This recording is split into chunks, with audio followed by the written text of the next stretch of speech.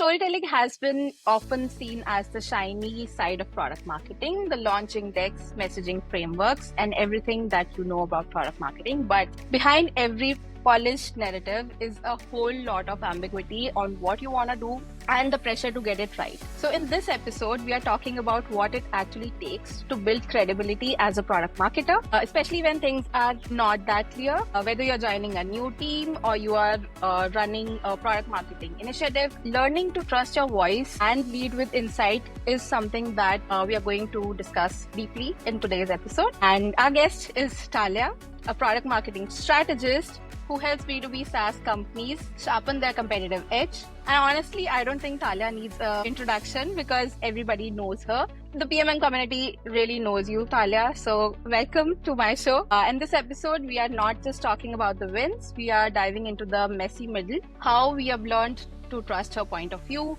navigating uncertainty, and building a reputation for bringing clarity into the world of chaotic product marketing. So welcome to my show, Talya, and I'm really excited to discuss everything that we are going to discuss today. Well, thank you so much for having me and for, making this like super generous intro. I actually really don't think that everyone knows me, but I appreciate that you do. I'm sure that will make my parents really proud. I'm going to tell them after. I'm going to text them immediately when we wrap. But yeah, and I love your focus on this episode because I think a lot of my product marketing experience was kind of self-taught with a lot of trial and error. So I like that, you're approaching it like, let's talk about the non-glamorous, side. Some product marketers get to know the function from like working at a giant company. I think there are a few companies that I can think of that are kind of known for being like a product marketing school, like Adobe or Salesforce, that people that kind of, take that path. And they have like a super clear understanding of what's supposed to happen at what time. But I feel like for most people, that's not the case. So I love that this is what you're focusing on. Thank you so much. And definitely behind the brief is we talk about all the things that are behind the brief that are not very obvious and that are not talked of more often. I'd like to just get started with what we are going to discuss today. So without any further ado, let's get right into it. Go. Yes. So, Talya, if you could go back to your early days in product marketing, what's one mindset or a shift or a lesson that would have saved you a lot of second guessing? Something you wish someone told you when you were still finding your footing? I think to really, to get something that would have really helped me knowing then that would help me get out of my own head when I just got started was the notion that I'm supposed to figure it out everything all by myself and that I'm supposed to know everything. And if there's something that I don't know, then maybe it means that, I'm too junior, I'm not doing my job well. And I think in product marketing, because it's like a lot of fairly complex processes in the organization happen within product marketing, and we're kind of involved in many things that are very strategic at a company level, not just at a product marketing level, like not even at on a marketing level. But I think we kind of tend to think or have that expectation from ourselves. Like at least I know I did, that we're supposed to figure it all out by ourselves. And it's not true. It's not all on us. I think and again, like when I got started, I used to be kind of so scared of concepts like, positioning or narrative and things like that. Like that was so overwhelming to me. And my comfort zone, because my background is in product and in PMO, my comfort zone was definitely in like launches, getting shit done, like moving things away, even like cross-functional processes, like running a beta. I'm like, sure, like literally anything. But like, don't tell me positioning because then I'm just like a deer in the headlights. Like, I don't know what to do. So that was for sure my comfort zone at the beginning. And I think it was when I realized that it's not all on me, that I'm not supposed to be the one person that dictates these like very company-wide strategic initiatives. That was something that really helped me to kind of move forward and actually do more of these things. That's so true. And I believe if you never ask, the answer is always no. Like you have to make your mark at the table. You have to take some space. As a product marketer, I've always made sure that people know me for my skills. They know what I can do, what I bring to the table, and I'm not just BSing around. And that makes all the difference. Yeah, for sure. And yeah, and it's like not about necessarily like having or knowing the answers to everything, but Exactly. you do, I really agree with you. I like the point of like you need to take your own space. And I think it's a lot about like you need to be comfortable calling BS also on other people, or if someone says something that you genuinely like don't understand, like don't be afraid to say, hey, maybe it's just me because I'm new here, but like this, just like ask the question, point out when things don't make sense or when things you Exactly. think like will break. And again, like you, as you said, like you don't have to have all the answers, but definitely speak up. And even like raise the questions, be that person. Yeah, of People course. will actually appreciate that. Yeah. Yeah. So, okay, moving on to a very interesting question I'm really excited to ask you. Can you think back to a time you walked into a product or a market that felt completely undefined? What was the single most important question or insight that helped you turn that chaos? Yes, this is like some trauma-inducing question, but I'm sure. yeah. So a couple of jobs ago, I started working at this company as right weeks, not even months, weeks before they were gonna launch a new program, and the program was not just like a new product type of thing, but it was also like they never done anything even similar to that. So it was like there was no playbook. So literally my first week on the job, I needed to start to figure out like betas and launch activities and things like that. And I know nothing about the industry even. Like I don't know anything about the product. I don't know anything about the industry. There's no playbook. They've never done it before. And just to kind of like top it off, like my boss who hired me left for Spain for like 6 weeks. Like, so I'm like, okay, great. This is ambiguity at its finest.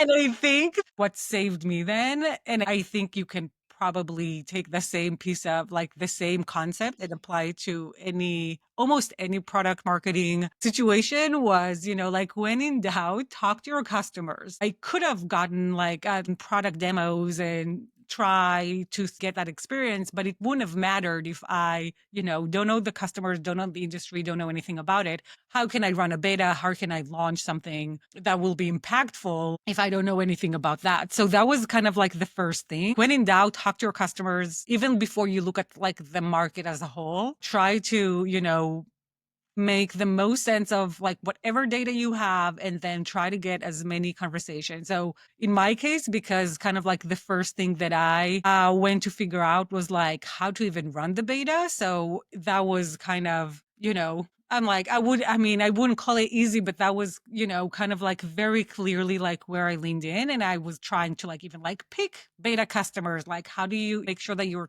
gonna represent as much of the market of potential segments that you have before which one is like your true ICP? And then, like, how do you design the questions and the surveys and like their experience? And how do you set the expectations? And then, like, how do you take that information and maybe do a few like follow up conversations? And how do you really try to get to the bottom of the value that they're finding and how likely they are actually to use that product like in the real world, and how likely are people like them are to go and download that app and use that financial product, right? I think it's like these things that like at the end of the day, all the product knowledge in the world is only going to take you that far if it's a truly like ambiguous situation, unless you start kind of looking at customers or potential customers and really talking to them, you're literally just guessing. I'm sure because I have been in that situation and it just scares the shit out of you as a product marketer. If your manager or if your stakeholders have something like this to say, we don't have time right now to actually go check what our customers are thinking. Let's just build it out and then we'll figure it out later. Just keep praying that it works out for you, but that's just a huge risk that you're taking Yeah. and it might fail. Like the chances Yeah. of failing are really For high. sure. Like the beta could have failed like miserably, but like I think even Yeah. then, even if you don't have, and again, like that beta took like 2 weeks, right? Like it wasn't like a super long process. But even if you don't have that, like you can think about experimentation, like even in the rollout plan, right? So like if you have no validation at all. Like you can always make a choice, right? Like, are you going to roll it out to everyone at the same time? Are you going to make a big splash? Are you going to start rolling it out in phases and see what happens and test it out? Or, like what's the risk that you're like willing to take here? And there's always room for some, I think, for like some experimentation and some creativity in how we manage those risks. Yeah, I thank you for sharing that story. And I believe many people would take away some notes on this one and they will try to not make some mistakes. So I think Yeah, yeah, yeah. And I think, yeah, like as you said, it's like a matter of like how much risk you're willing to take. Like if you're willing to risk everything, yeah, don't talk to anyone and just follow a framework and just like, launch it and see what happens. But that's to me, that's a huge risk. Like I would rather, pushing a launch in a week or two and maybe roll it out to like a small, like subset group of people and see what happens, see it doesn't break, see what, make sure that they can actually like do all the things that we tested in alpha. But yeah, it's always about like, what's the risk you're willing to tolerate, and how you balance that with, like the constraints that you have internally. Exactly. Yeah. That was super helpful for people listening in. And I would like to move on to a more closer topic straight from my heart is about building on credibility. So credibility isn't built through just titles or wins or, just very shiny successful strategies. It's often in the quiet work that you're doing, the day-to-day decisions that you're making as a product marketer. So how did you start building that sense of trust across your teams? How did you manage to build that trust? Or was there something that you did early on that helped you earn a seat at that table? So that's a really interesting question. I think it's not unique to product marketing. I've had to, like, I dealt with that question even before I was in product marketing when I just moved to product role. I think even before then, even in my first role as a PMO, because I think whenever you work cross functionally, you're going to have to face that challenge. And it doesn't matter what team or department you're on. Of course, product marketing is probably the most cross-functional role that I've done, or that I don't know if it's the most cross-functional, but I think it's the one that if you are able to work really well cross-functionally, then that can make or break your career. Like in product marketing, absolutely. And I think for me, what was helpful over the years was, it's going to sound maybe like a cliche, but I don't care. I mean, if it's a cliche, it's a cliche for a reason. Like show up early and often. Show up even when people don't necessarily expect you to. Because, like we are fighting so hard to get a seat at the table. And then when we do get the seat at the table, we complain that we have too many meetings. So, so it's like you really need to pick. I'm not saying just go to any meeting that, happens at your company, but, be strategic about it. And, if there are rooms that you, even as a listener, can either take away something and take it to your job or bring a perspective that doesn't exist in that room. Again, like and we kind of talked about it like a couple of questions ago, but if you take your space, then you absolutely have a reason to be in these rooms. And I think, like share your thought process, ask for feedback, like share a thought that you have and ask if it makes sense. Really speak up, like be comfortable, even though I know for me, it took a while until it was comfortable, but for some people, I think it just comes naturally. I wasn't one of those people, but I think it's one of those things that are well worth working on and kind of like dealing with yourself of like how you show up, because that can absolutely move your career forward if you get that right. And I think like another kind of trick, I feel like it's like a leadership trick almost. Like lead by example, if you are in a conversation that, sometimes you will need to take sides. Like you won't have to. Well, and that's the thing. I think people, when they don't have to take sides, they choose not to because they're kind of afraid to take a stand. And you're like, well, like, I don't want to get, like, I don't want to piss anyone off and things like that. But that's the thing. Like, I think that once you're doing it in a thoughtful way, you can actually take a stand and, be vocal about some topics. And as long as you do it in a respectable way, in a thoughtful way, like I don't think anyone will hold it against you. Of course, yeah. And I think that will, show people you are that you really are willing to have skin in the game. And I think that's kind of like the probably the fastest way to gain that. So there's always, again, we're kind of talked about this before too, like there's always a balance of like what you're willing to risk. And like, is it worth it or not? Right? Like, I'm not saying go fake a crisis so you can come in and save the day. That's right.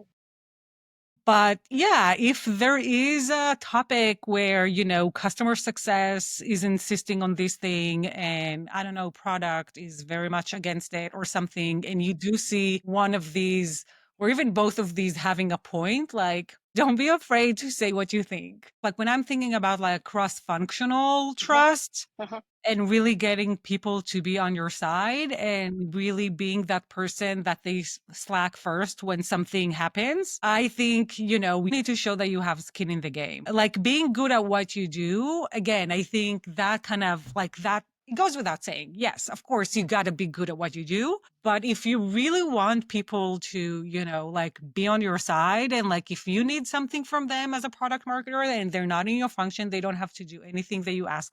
But if you want them to like really be there, like for you and test things out for you and give you feedback and put you in touch with like a customer that you've been wanting to Right. talk to and all these Yeah. things, all these favors, these million favors that we often need to, Perfect. like that we need from other teams, Yeah. then yeah, I think you gotta show that you're showing up for them as well. Exactly. Like it's more than just like, well, like I know what I'm doing. I'm smart. Like no, it's like you have to make it about them more than it is about you. And you kind of do that over time. It's not something that happens overnight. You got Exactly. to And work for it. yeah, you gotta work for it. I love that. Okay, moving on to one of the questions that might really hit home for you would be on working in post-PMF environments. Mhm. So I would love to ask a question where you've worked with, companies post product market fit, which is such a pivotal and often chaotic stage. So what's something people often get wrong about product marketing at this stage or even building a strategy at this stage? And Yeah. what have you found that actually moves the needle? Yeah. So I think this is kind of that funky in between stage, right? When you're like, well, like, people value your product, like they're buying it. So that's good. But like maybe the team is just transitioning from like mostly founder led sales to like an actual sales team in place. And like all of a sudden, even like people across the company, not just in sales, like in marketing, but like outside of marketing too, like all of a sudden, like there may not necessarily be industry expert like they were. Like usually like in the early days, you have like a super tight team and they're kind of like doing everything and everyone's like really good at everything, right? Like everyone talks to customers, everyone knows the market, like everyone's kind of getting their hands dirty. And post PMF is where, yeah, you scale your team and you're starting having people from like in different varying like experience levels. You're like starting to introduce like new functions. All of a sudden, like not everyone's an A player, not everyone's a market expert. And also, maybe you're like also beefing up the product. So you're competing maybe with other companies than you used to compete with in, like in the very early days. So like your competitive landscape looks different, the market looks different. Maybe you have like additional or like completely new segments that are now like starting to like open up because again, like you've post PMF, people like more people know you. There's more like word of mouth referrals, like branding, every like things are in play and you're starting to get like more, like more attention. Mhm. And I think the challenge there is really like accept these things, also really understand who you're competing with. And this is something that kind of shocks me every single time that sometimes companies really over index on specific competitors and completely ignore other ones. And sometimes they over index the one that are like completely irrelevant as well, which you would be shocked to see like how often that happens for, I think, for different reasons. But I think like that post PMF phase is like, it's not only about needing to or like really having to hone in on your positioning and how you're competing more effectively. And that's usually going to change at that phase versus like the very, very early days. It's also about how do you, after you figured that part out, how do you take that, right? Like usually after positioning comes messaging. So how do you take that and you make sure that it is abundantly clear to every single person that works at the company? Because you can control, you as a product marketer are not going to write every piece of content, every outbound email, every thought leadership, something, every event blurb, every social post, every ad. It's just not going to happen. Yeah. Again, like the challenge is how do you scale that and you make sure that people internally also know how to talk about the company and how to get that vision to life.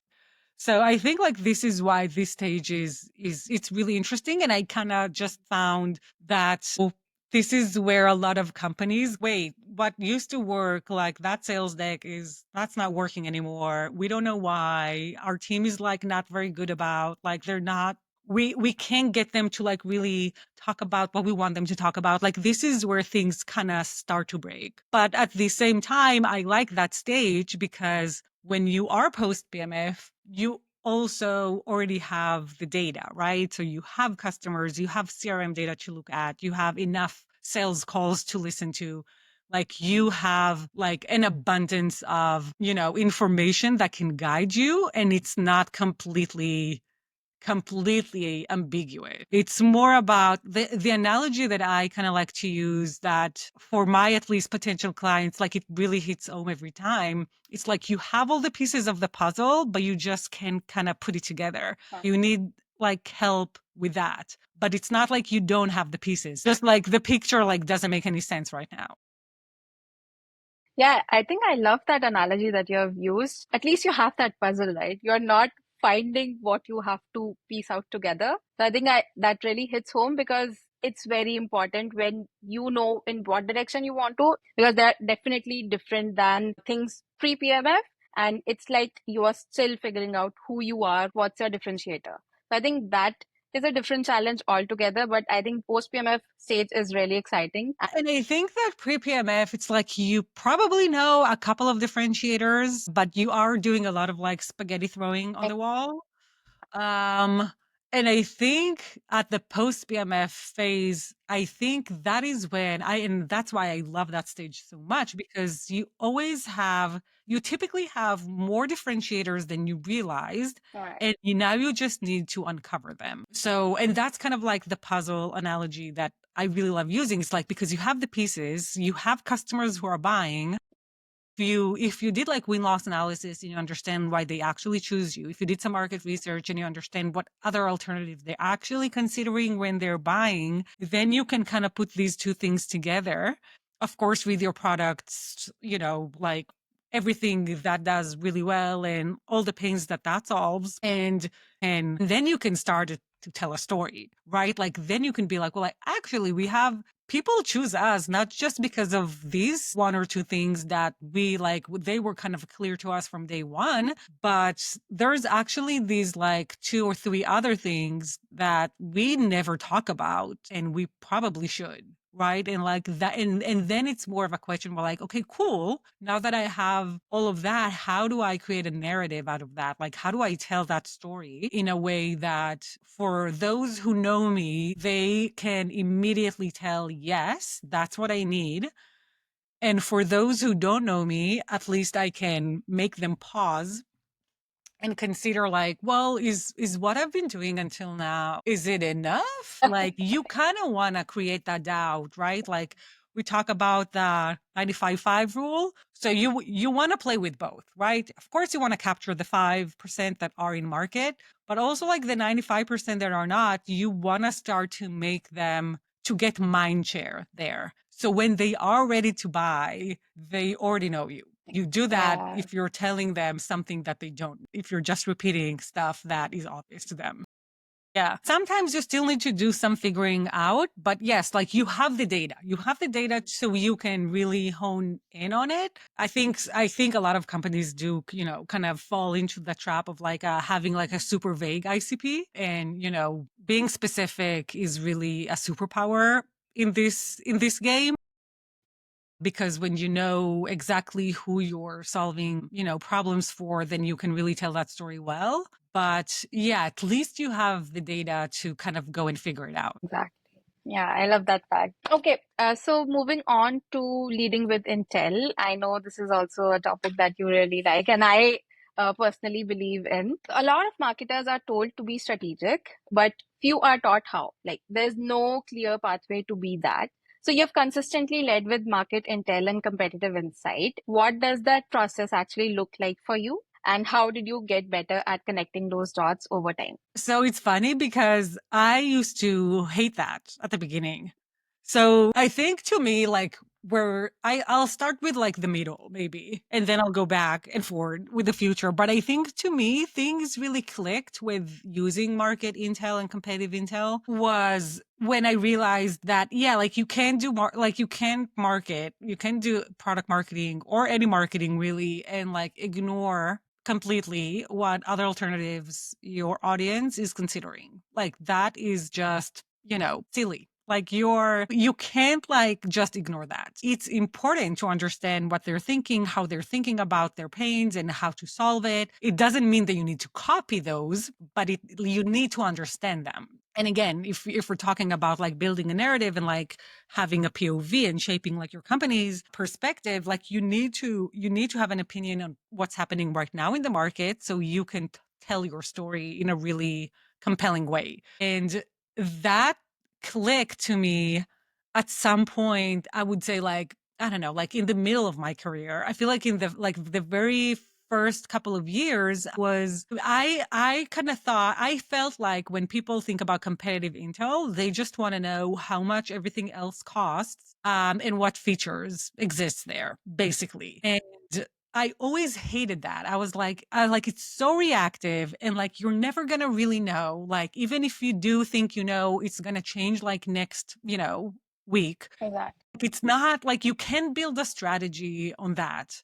Like that doesn't make sense. I used to, think, and I think when you look at competitive intel like that, it's the opposite of strategy. It's like the most tactical thing that you can think of. So I didn't want to do that at all. And I was like, what's the point? It's a waste of time. I was just like running away from that. But yeah, so like with time, I actually started to understand like kind of like I think the more I leaned into like kind of, like start like thinking about the audience, starting with, like their world, their perspective, having like that empathy towards them and putting them as the hero of the story and like not me or like the company or the product is when I started to think we're like, okay, the competitive in the market intel has a really big role in telling that story and in explaining to them, like what's happening and why this is different and, if this actually solves their problems in a better way or no. And that was kind of when I started to, embrace it more in positioning and then like in messaging sometimes, but also like this was coming from we talked about, being a partner and working cross functionally and building that trust. So I used to work with and talk to salespeople all the time. And then I realized, well, like they need to know also how to talk about competitive, but not in a sense of like how much something else is, but more in a sense of like, what levers can they pull in a specific competitive situation? So that was kind of how I started to really marry the two things and using, we talked about like positioning and figuring out like what are your like key capabilities and things like that and differentiators. But like you can know your differentiators if you don't know what the market has. And again, I'm not speaking about features. You can solve a problem in a million ways, but you need to understand like what problems you're solving, and that is where you want to focus on. And when I kind of started to to like hear this is the challenge from my sellers, and this is also makes sense because if I were a client I would need to know these things to make a lot more sense to me, and to kind of like put these things together. Yeah. Did you happen to take any courses or was it just on the job? No courses for me. No, I used to work. I wish whenever I saw like an event, like a product marketing conference, I used to like drool at my laptop. And no, because at the time I worked for very small companies with like no lead, like learning and development budget. So I would attend whatever free online webinar, training events, stuff like that that I found. Did those. I think talking to other people, like networking, not in a sense of like, maybe, you'll hire me one day, but like, no, like actually networking, like, what are you Yeah. doing? Like, how do you solve this problem? And like not being shy of or like afraid of talking to people that are outside your industry. All right. Like don't just get inspiration from people who are doing the exact same thing as you in the exact same industry. Like, no, try to see what happens outside of your industry, outside of B2B, outside of like kind of like expand your horizons. And I think that's been really helpful for me at least. I think being curious gives you a lot of other learnings as well. And I never met a person who wanted to learn something that wasn't able to, you know? It's like, even when you don't have any resources, you will find a way to get, to like dig through and like get that knowledge and get what you need. If you truly want to learn, there's, like nothing stops you. Like, sure, like I would have loved to go the early days of like product marketing alliance and like, yeah, I would have loved that. Like that would Right. have been amazing. Wasn't an option, but it didn't mean, like that this is the only thing that you have available and that's it. Right. There's always a way, like if there's a will, there's a way. I really believe that, like not just in marketing, just like if you really want to make something happen, you'll figure it out. No matter today or tomorrow, but you will eventually. Yeah, and you can get inspiration from really anything. Like kind of like a side note, right? So I started very recently, I started my newsletter and I didn't call it like I don't call it like like it's not a product marketing newsletter like on purpose because it's not like that's the thing. Like the inspiration comes from anywhere.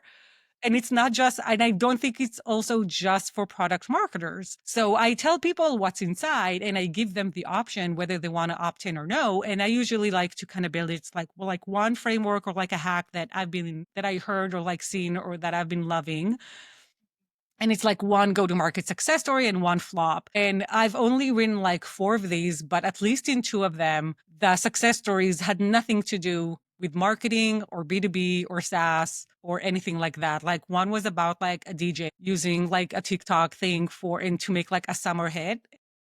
And the other one was like, what was it? It was like about like how Apple with their series Apple TV with Severance, like they created like a LinkedIn page for that and like how wildly successful that become. Like that's what I mean. Like inspiration comes from Right. anywhere. Yeah, Yeah, I it's love not that. just from like a cool company's website or landing page. Like that too. Like, I mentioned like some more like B2B, like more classic examples, but like inspiration comes from anywhere. And can you name your newsletter so that people can actually subscribe to it? Because I know it's down to a T. Is that the Yeah, name? so my company's name is down to a T. The newsletter is called Spill the Tea because I just like ponds. I love that name. Yeah.